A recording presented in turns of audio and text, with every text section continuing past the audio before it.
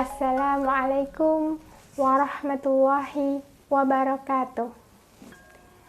Saudara-saudaraku yang dirahmati oleh Allah. Terkadang kita bertanya-tanya, ketika saya ingin menghafal Al-Quran, sebetulnya menghafal Al-Quran itu penting atau tidak? Pertanyaan yang terkadang menjadi bumerang bagi hati kita, calon penghafal Al-Quran maupun kaum muslim pada umumnya. Saudara-saudaraku yang dimuliakan oleh Allah, menghafal Al-Quran itu pada hakikatnya adalah penting. Mengapa demikian? Karena banyak pahala dan keutamaan-keutamaan yang ada di dalamnya.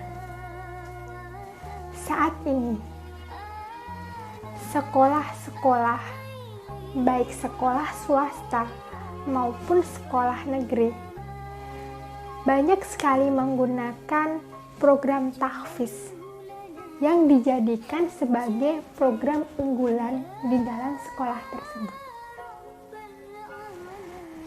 Akan tetapi, dalam proses menghafal, setelah kita mengetahui bahwa menghafal Al-Quran itu penting, adalah seberapa besar proses yang harus kita lalui.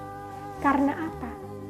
Karena proses menghafal Al-Quran tidak bisa kita raih, kita gapai dengan instan, karena membutuhkan waktu yang lama dalam proses menghafal Al-Quran.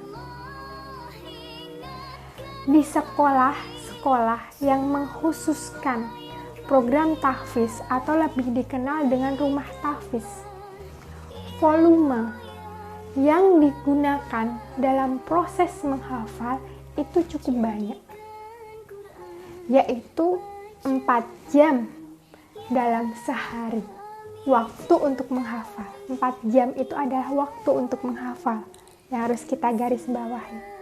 Dan proses untuk menghatamkan hafalan minimal bisa diraih kurang lebih 2 tahun.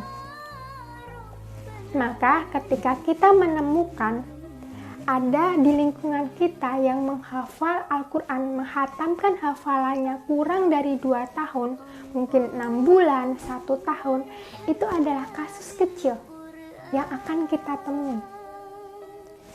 Saudara-saudaraku yang dirahmati oleh Allah. Oleh karena itu, kita pun harus mengetahui prinsip dasar. Prinsip dasar apa yang harus kita ketahui, yang harus kita pahami dalam proses pelaksanaan menghafal Al-Quran. Yang pertama adalah kita harus memahami hukum menghafal Al-Quran. Sebetulnya hukum menghafal Al-Quran itu apa? Apakah wajib? Atau sunnah? Atau seperti apa? Atau hanya sekedar kita menghafal Al-Quran itu hanya sekedar trends, ikut-ikutan. Karena sekarang di media televisi pun juga banyak sekali yang mengangkat tema tentang tahfiz agar menambah motivasi para kaumnya untuk semakin dekat dengan Al-Quran. Saudara-saudaraku yang dimuliakan oleh Allah, hukum menghafal Al-Quran adalah fardu kifayah. Apa itu fardu kifayah? Ketika di lingkungan kita, di Indonesia atau di dunia ini, masih ada orang-orang yang menghafal Al-Quran, penghafal Al-Quran terkhusus, maka tidak wajib bagi kita untuk menghafal Al-Quran. Mengapa demikian?